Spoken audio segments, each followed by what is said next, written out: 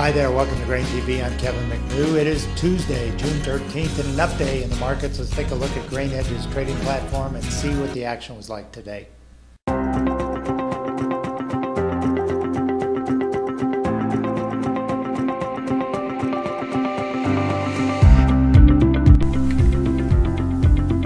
Soybeans came into the morning break holding an 8-cent advance after weeks of intense selling.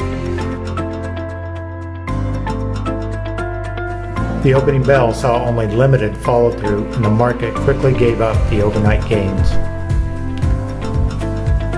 Going into the end of the session, grains were unable to extend the daily range. A late session wave of selling knocked beans and corn down to the day's midpoint. On the close, corn was up 1 3/4, soybeans were up 6 1/2, and Chicago wheat was up 2 3/4. Welcome back. Let's take a look at some of the things that were shaping the grain trade today. Let's start first of all with deals in Egypt. Egypt had a wheat tender overnight that was fulfilled this morning. U.S. was not in that round of negotiations. They didn't have any offers in the pool, so most of that wheat went to the usual suspects: Romania, Russia, and Ukraine.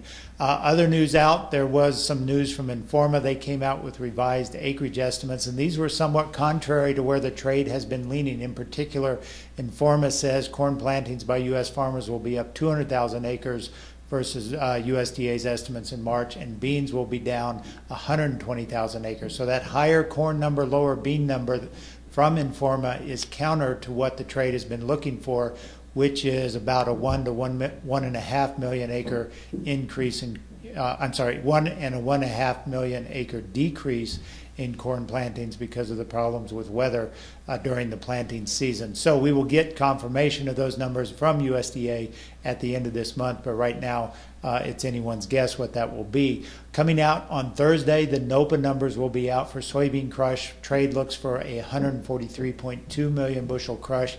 That would be off about 10 million bushels from last year. Keep in mind, we have been faring worse than analyst expectations over the last 2 months of NOPA crush, so that has been somewhat of a drag on the soy complex. But the real news was last night's USDA crop progress report. Spring wheat conditions drastically dropped to 45% good to excellent. That's a 10% drop from the 55% reading last week, and a 10% drop from the previous week around the 65% mark. So winter or spring wheat conditions are just plummeting in the face of hot and dry conditions in the northern plains. So that certainly got the spring wheat market up 25 cents today, up to new highs on this move. And as we look at the wheat complex, we see a dichotomy of two markets. One, obviously, the spring wheat market, and secondly, the soft and hard red winter wheat market, where protein content is probably going to be pretty bad this year for the second year in a row. Early indications from, say, Oklahoma, southern Kansas are showing protein levels that are in the low to subpar 10% mark. So, it's going to be another year of very, very tight protein content.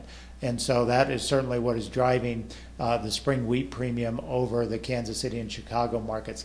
Let's take a look at the weather forecast for the coming week ahead.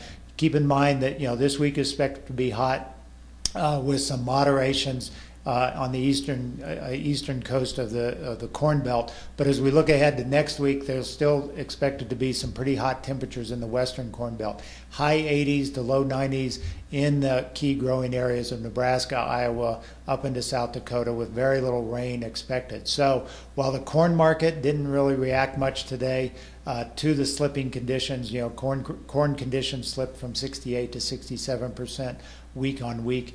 The weather outlook is not necessarily favorable for really bumper crops at this time of year. We've got a fair amount of heat in the forecast, and a fair amount of dryness from that northern plain stretching now into the heart of the western Corn Belt. So keep your eyes on this.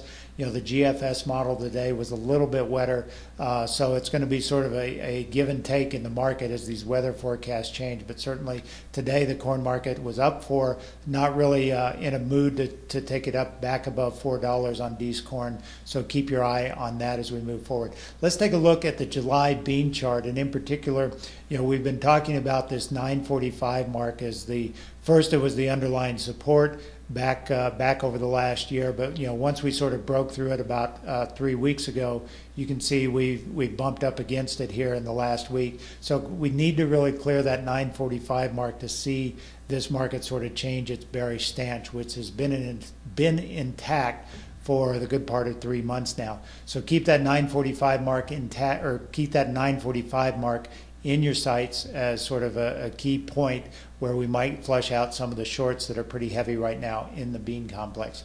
That's all we've got for today on Grain TV. As always, if you'd like to learn more about how we can help you in your own grain marketing situation, including lowering your cost to only $7 a side, visit us online at grainhedge.com. Have a great day. We'll talk to you on Wednesday.